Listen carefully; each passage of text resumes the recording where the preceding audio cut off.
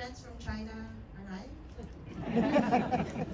How, if you're here somewhere, we offer this film not just as a filmmaker but as Filipinos, as daughters and sons of this archipelago, as someone who still believes that stories can heal, can wake us up.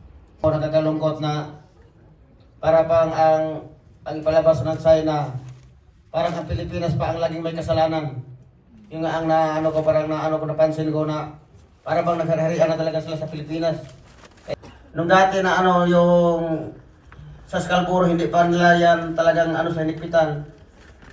Hindi man gaano naghirap ang mga bangka, yung mga mangingisda. Pero ngayon, talaga halos nangabaon sa utang kasi wala kaming ibang kalapitan na talaga. Kasi pag walang dawin o sa payaw, talaga mapilitan kami sa Scarborough. Pero ngayon hindi nga talaga pwede. Kaya nga, yun lang ang panawagan namin na sana sana yung kung ano gagawin sa China. Hindi man kasi pwede hirahin natin yan, malaking bansa yan. Kaya, iwan ko, hindi, suntukan na lang siguro isa-isa. Laban talaga ako, kahit maliit ako. Kasi nga, wala na, hindi na talaga hindi na maganda. Basta huwag lang tulungan, madami sila, isa-isa lang.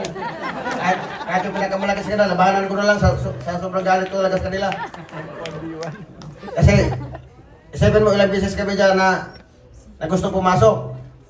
Magkano ang puhunan namin sa bangka namin, minsan abot ng 150. Tapos, pag walang dawin sa payaw, hindi kami makapunta doon. Paano namin bawiin ang aming yung mga gastos palaot? Kaya minsan, maisip namin, imbes magastos kami ng 150, pagbalik namin, 80 na lang ang aming nakita. Lugi pa. Pagdating, awayan pa kami ng mga pamilya namin. Naghirap na kami sa laot ng 12 days. Tapos, pag-uwi namin, wala pa kaming sa kita dahil ang Scarborough ay hindi na talaga pwede papasukan. Yun lang kasi kinaasahan talaga, lalo na po sa Pung Sambales. Ang Scarborough ay napakarami po, napakayaman ng mga isda. Lahat ng klaseng isda, makikita nyo dyan sa Scarborough. Kahit hanggang dito lang, maglambat ka ang daming isda. Lalo na siguro ngayon. Pero alam ko, ang nagkikinabang doon, China lang siguro ngayon nagkikinabang. Kasi wala ka talaga makapunta doon.